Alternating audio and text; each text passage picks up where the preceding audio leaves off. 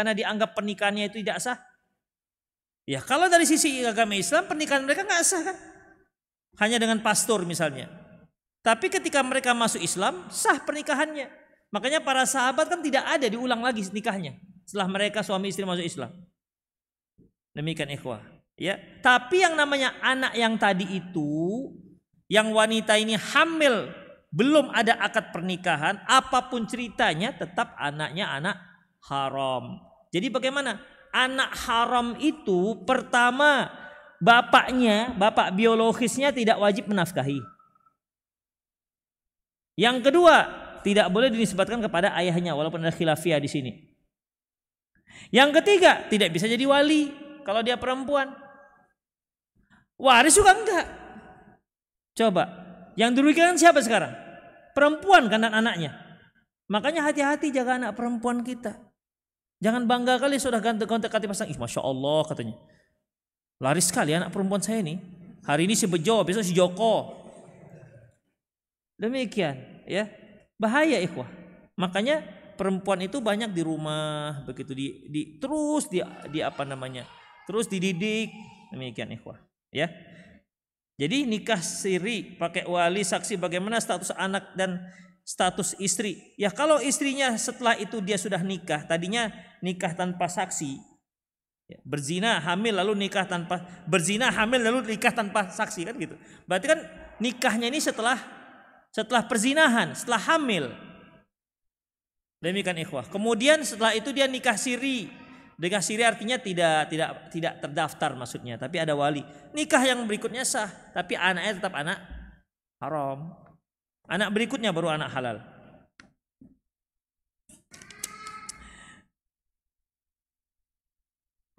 Bagaimana dengan sebuah nasihat? Gak usah sibuk ngaji, kajian, baca Quran kalau justru menjadikan bahan pertengkaran dengan suami.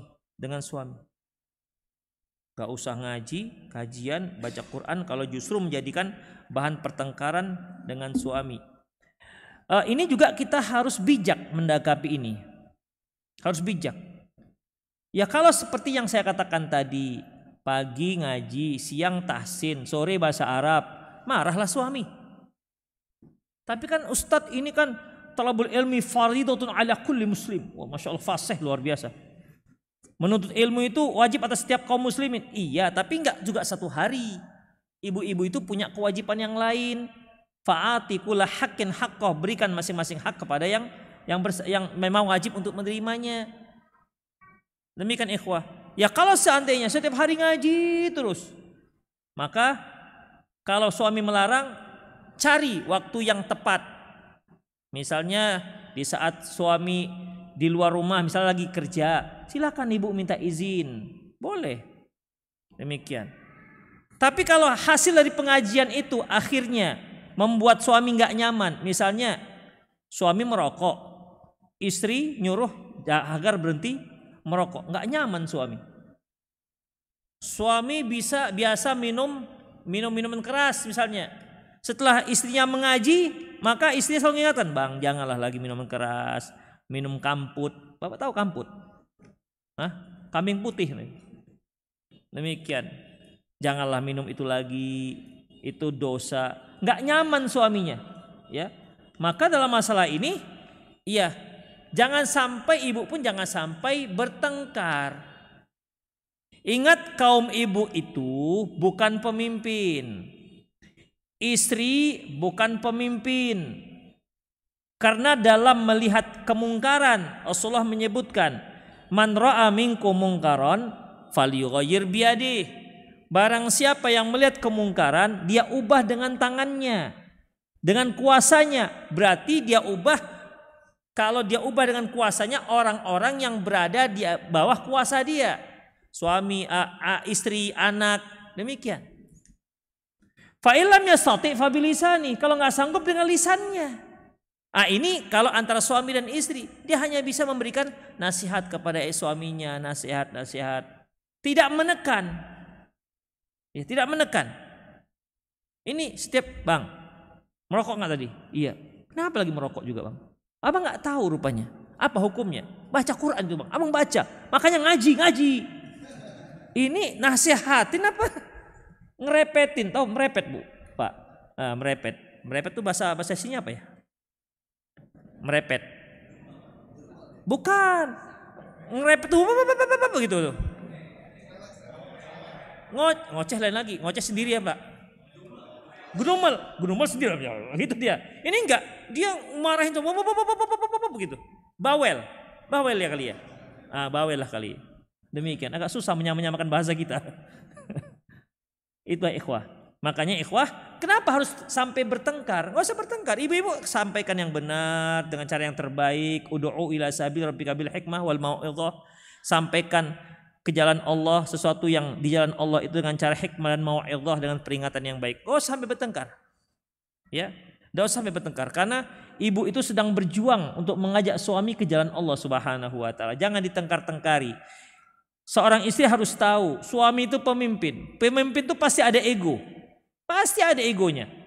Dan jangan dikira ketika seorang istri bertengkar, berdebat dengan suaminya, lantas suaminya nggak bisa jawab, lantas itu terima. Belum tentu suami nggak menerima, belum tentu suami menerima. Buktinya Ustaz nggak bisa lagi jawabnya. Saya sebutkan dalil-dalil dari Al-Quran, dari Sunnah Rasulullah Sallallahu Alaihi Wasallam. Suami saya diam Ustaz, nggak berani lagi, nggak bisa menjawab. Jangan dikira belum tentu suami menerima. Demikian. Kenapa? Dia suami. Demikian. Jangan sampai begitu pulang ngaji, pulang suaminya, "Bang, duduk sebentar, Bang. Innal hamdalillah nahmaduhu wa nasta'inuhu wa nastaghfiruh." Diceramahin suaminya 3 kaset. Maka nggak boleh. Dia tetap posisi sebagai istri, memberi nasihat, mengajak dengan cara yang baik. Begitu. Jangan sampai tengkar. Kenapa harus sampai tengkar? Demikian. Nggak usah jauh-jauh cari surga di luar, tapi lupa dengan pahala besar di balik punggung suami. Betul. Betul ini. Ya kalau dia ngaji dari pagi sampai pagi, kemudian suaminya terlantar. Dia pagi sampai sore ngaji.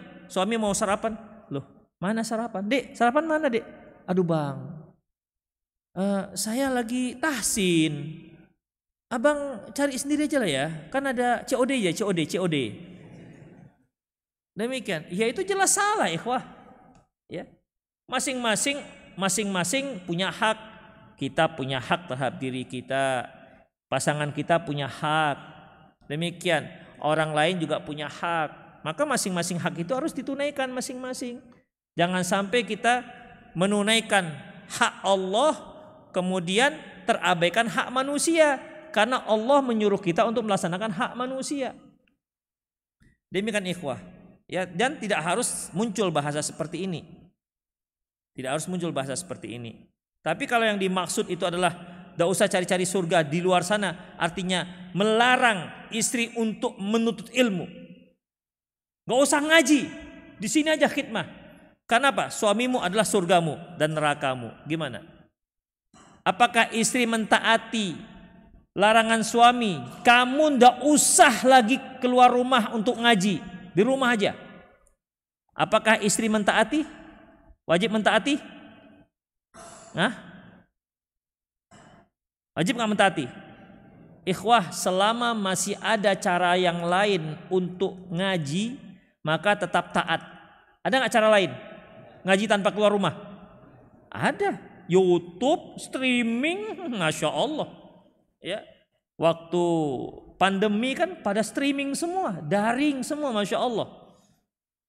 Nggak bisa tatap muka, nggak tatap muka, jalan terus dakwah kita, Masya Allah. Bingung itu ahlul bid'ah menghalang-halanginya.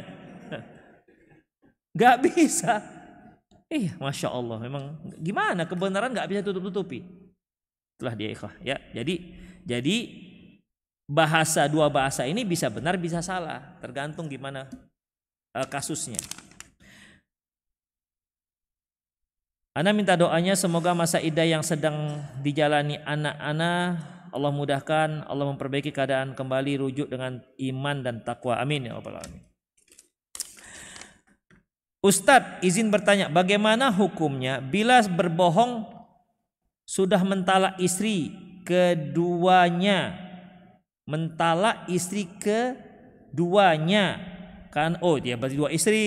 Saya kira talak kedua, rupanya 2 istri. Mentalak istri keduanya karena istri pertama selalu menuntut untuk diceraikan istri kedua, sedangkan ana tidak ingin menceraikan. Yang namanya berbohong tetap nggak dibolehkan.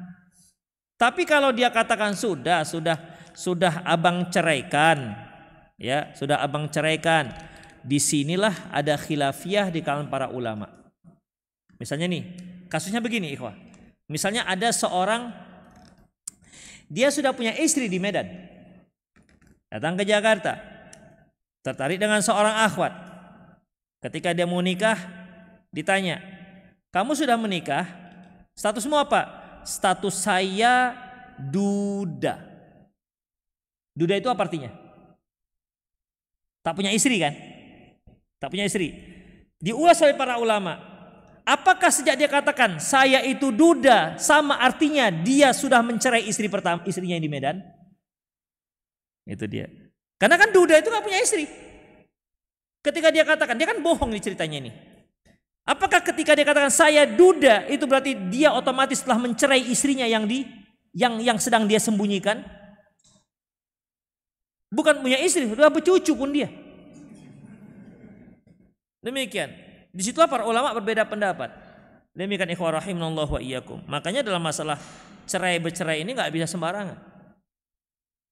Kemudian, gimana kalau seandainya saya bohong? Dia sudah abang cerai. Itu tadi terkait dengan niat. Allahu a'lam bissawab. Tapi kenapa harus bohong? Ikhwah, kalau antum mau menikah yang kedua, kenapa harus diam-diam? Kenapa? Berarti antum belum siap. Siapkan mental antum dulu. Kalau memang mau menikah yang kedua. Siapkan hujah-hujah. Ketika istri antum menghujat, pasti dihujat. Demikian. Abang kenapa nikah lagi? Apa kurangnya saya? Banyak dek, gitu aja. Karena kan ada yang bukan bidadari. Demikian. Berikan hujah-hujah. Demikian ikhwah. Dan satu hal, ketika mau menikah lagi, cukupkan dulu finansialnya yang pertama. Jangan yang pertama saja makan 1 hari 2 kali, tambah 1 lagi. Jadi 3 hari sekali nanti makannya. Demikian. Karena tanggung jawab itu bukan hanya masalah nikah.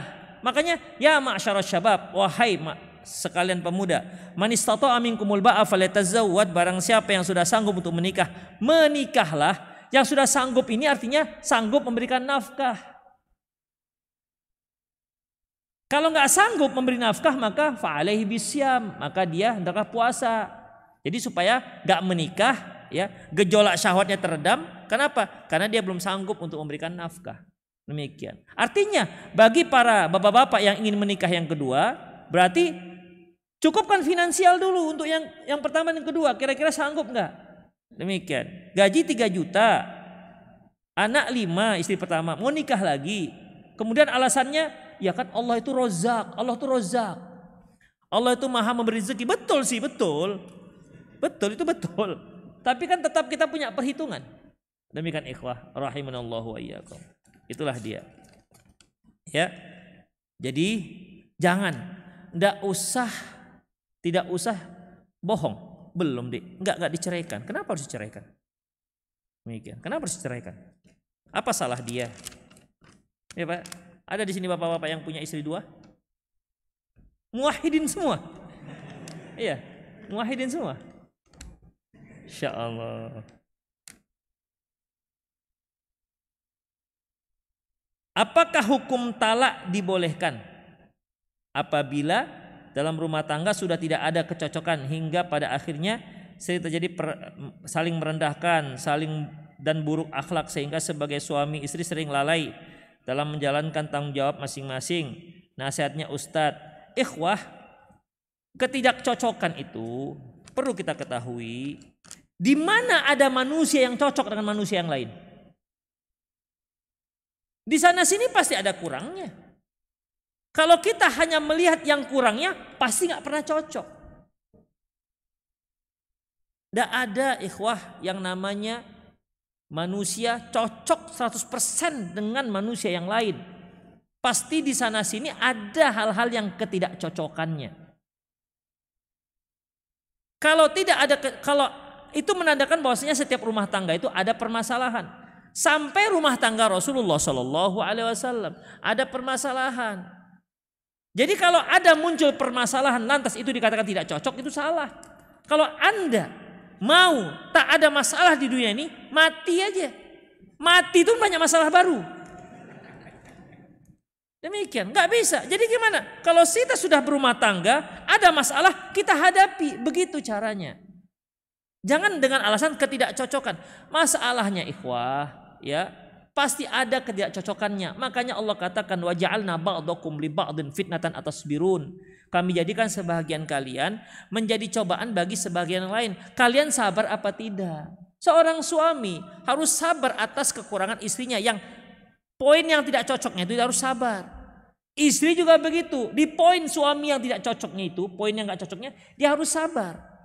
Sehingga itu yang bisa menjadikan kita bisa berjalan bareng. Tapi kalau yang di center yang tidak cocoknya itu aja, maka akan sesuatu yang sifatnya kecil itu berubah akan menjadi besar. Dan satu lagi, setan akan membesar-besarkan yang tidak cocok itu. Demikian, dia kan suka berpisah, suami istri berpisah.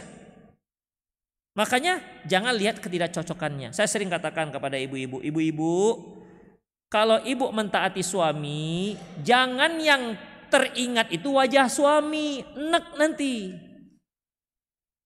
Jadi gimana? Ingat ini perintah Allah. Ingat ini perintah Allah. Kenapa setan itu nggak mau? Nggak mau dia sujud kepada Adam. Karena yang dilihat dia Adam. Adam ini nggak cocok. Masa saya yang senior sujud kepada Adam yang baru diciptakan? Makanya ketika Allah Subhanahu wa taala bertanya, "Ma mana'aka alla tasjuda idz amartuk?" Hei iblis, kenapa kamu nggak mau sujud? Kan aku yang suruh. Kalau si iblis mengingat itu perintah Allah, dia nggak akan berani untuk tidak sujud kepada Adam. Tapi yang dia lihat Adamnya nggak pantas, itu jadinya. Demikian juga para istri, ketika dia mentaati suami, ingat ini perintah Allah. Jangan ingat suaminya. Suami itu banyak kekurangan. Paling banyak kurang belanja, itu dia. Demikian ikhwah. Pasti banyak kekurangan. Demikian. Di sana sini pasti ada kekurangan. Gimana tidak banyak kekurangan? Dari mulai tidur sampai tidur lagi bersama. Pasti banyak kekurangannya. Makanya jangan lihat kekurangannya. Para bapak-bapak juga begitu. Ketika memberi nafkah kepada istri, jangan lihat istrinya. Lihatlah itu merupakan kewajiban dari Allah Subhanahu wa taala. Enggak boleh dia gerutu, gumel, dumel. Iya, kalian ini ya masih menghabiskan aja lah kerjanya. Abang yang cari, kalian yang ngabisin. Ya memang begitu pula tugasnya Allah jadikan. Kita para suami menyediakan, anak istri kita ngabiskan. Mau gimana lagi? Masing-masing sudah punya tugas. Demikian ikhwah, rahimani Allah wa iyyakum. Itulah dia, ya. Jadi intinya berupayalah memang memaafkan yang tidak cocok itu. Tapi jika memang sudah berupaya semaksimal mungkin tetap sulit, diminta orang ketiga juga tetap sulit, ya itu tinggal keputusan sendiri-sendiri. Namun ketahuilah tidak ada satu rumah tangga pun yang cocok 100%. Ingat, tidak ada satu rumah tangga pun yang cocok 100% seperti gigi gerdang itu. Tak ada. Pasti di sana sini ada ketidakcocokan. Disitulah pahala kita ketika kita bersabar terhadap ketidakcocokan itu. Kenapa terjadi pertengkaran? Karena sama-sama keras. Coba misalnya suaminya marah, "Kamu ya dek pemalas." "Iya bang, maaf." Terjadi pertengkaran? Enggak. Tapi kalau memang abang rajin kali rupanya. Oh jadilah dia. Jadi kok. Jadi istrinya marah-marahin suaminya, dasar abang ya, abang itu monyet, kata istrinya, saking keselnya. Enggak deh, abang manusia, coba tengok, manusia kan, begitu. Salah lihat ada itu, enggak terjadi pertengkaran. Tapi abang monyet, kalau abang monyet, kamu bero, enggak, abang perkutut, abang kutilang, sama aja, enggak selesai. Demikian ikhwah, dikarenakan sama-sama keras. Coba yang satu keras satu lembek, enggak akan ada pertengkaran. Kenapa terjadi api? Karena dua benda keras yang saling berbenturan, berapi dia. Demikian ikhwah. Ada nggak pertengkaran ataupun permasalahan di rumah tangga Rasulullah? Ada. Dan beberapa kali itu terjadi. Ya. Jadi itu tergantung dengan bagaimana penyelesaian. Mohon kepada Allah Subhanahu wa taala agar diberi kecocokan, ya. Terkadang ada yang terpikir ini nggak cocok ini. Karena apa? Ada wanita lain. Dia lebih cocok ini, lebih cocok. Demikian. Dibandingkan istri saya, oh Allah cerewetnya minta ampun. Kalau ibu itu masya Allah tenang orangnya. Ikhwah, kalau yang belum halal itu indah semua nampaknya. Indah semua nampaknya. Makanya saya sering kata kepada ibu-ibu, kalau seandainya suami ibu mulai nengok-nengok wanita lain, ibu harus semakin lembut, ibu harus semakin rajin, servis tingkatkan, berhias. Insya Allah tuh yang di luar sana itu pasti kalah. Yang di luar sana itu kan sedang acting dia. Udah sarapan bang? Belum.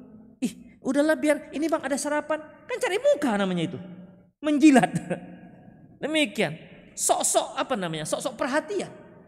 Apalagi laki-laki ini kalau sudah dia cocok dengan perempuan, sakit dia, iya, aduh, kasihan. Istrinya di rumah sakit, makanya jaga kesehatan. Jadi ikhwah rahimanallah wa iyyakum, ya, sesuatu yang tidak halal itu dihias-hias oleh syaitan. Berapa sering kita dengar ikhwah, suami istrinya lebih cantik, lebih putih, kok dia mau dengan istri kedua lebih hitam espresso lagi. Demikian. Tapi kalau sudah tidak halal ikhwah, setan bisikkan, memang si hitam, tapi kan hitam manis. Hitam manis. Jadi semuanya bagus jadinya ikhwah. Ya. Makanya seorang ibu apabila dia sudah mendapatkan suami begitu, dia harus lembut. Kenapa? Wanita yang di luar sana itu sudah pura-pura lembut. Dia sudah memberikan aktingnya dalam keadaan memberikan perhatian. Maka ibu harus berikan perhatian. Jangan ketika ketahuan itu atau dia tahu berita itu, lantas di rumah suaminya lagi dipres, abangnya, jangankan masuk pintu rumah, masuk pintu pagar saya sudah disambut. Akhirnya suami, iya memang betul, akhwat itu yang lebih lembut daripada istri saya. Begitu jadinya, lawan dengan kebaikan. Ya, gimana Pak? Cocok itu Pak ya? Gak berani bilang iya. Taib ikhwah rahimanallah wa iyyakum. Jam berapa sudah? Udahlah ya, jam 4:05. Demikian. Terakhir ini ada panjang sekali nih pertanyaannya. Gimana? Ya. Yang menentukan saksi itu bisa diterima dan tidak diterima itu hakim. Ya. Makanya kalau kita yang nunjuk, pilihlah orang-orang soleh. Jangan pemabuk yang kita, bapak ngajak cocok abang, karena abang suka mabuk. Jangan pengedar. Ya, tentunya kita kan, misalnya kita mau menikahkan anak kita, carilah tentunya saksi-saksi yang bagus, begitu kan? Demikian. Itulah dia. Umumnya begitu, orang-orang akan mencari yang bagus-bagus, sehingga kalau ada permasalahan dia bisa jadi sebagai saksi. Itu aja ya. Ada lagi antum yang langsung? Enggak ada? Ya.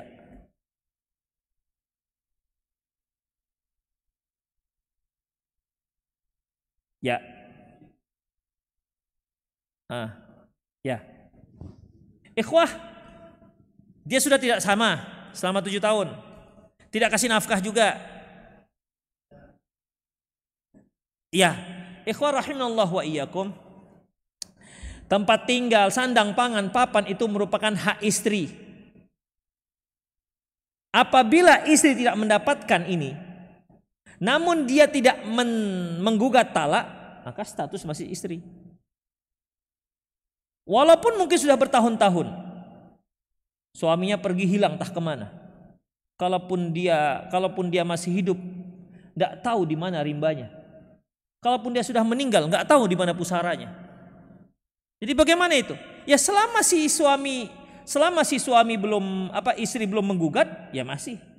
Tapi kalau dia mau menggugat, mau menikah lagi misalnya, maka dia gugat ke pengadilan. Nanti setelah itu pengadilan yang akan ketok palu bahwasanya suaminya sudah diceraikan. Demikian. Sehingga nanti ketika dia nikah, suami datang, dia tidak dituntut hukum karena sudah ada pengadilan agama. Makanya itulah yang dibacakan sigoh taklik Sigoh talik itu ketika menikah. Apabila tidak diberi nafkah 3 bulan, kemudian melaporkan ke pengadilan agama dengan menyumbangkan 10.000, ceritanya aja itu 10.000, nggak 10.000, 3 juta. 10.000 dapat apa sekarang? Udah, tapi cerita itu 10.000. Udah, maka jatuhlah talak. Itu kalau digugat. Kalau nggak digugat, maka belum jatuh. Ya, demikian. Kalau ada yang nanya, ibu nggak menggugat talak? Enggak lah, saya tetap setia menunggu walaupun akhir hayat menanti. Udah nggak apa-apa, terserah dia lah kalau gitu. Nanti itu hak dia. Ya. Demikian ikhwah rahimanallahu wa iyyakum, semoga bermanfaat. Aku qouli hadza wa astaghfirullah li wa lakum wal muslimin innahu ghafurur rahim. Kita akhiri dengan doa kafaratul majlis. Subhanakallah wa bihamdik asyhadu an la ilaha illa anta astaghfiruka wa atubu ilaik. Wa akhir da'wana alhamdulillahirabbil alamin. Assalamualaikum warahmatullahi wabarakatuh.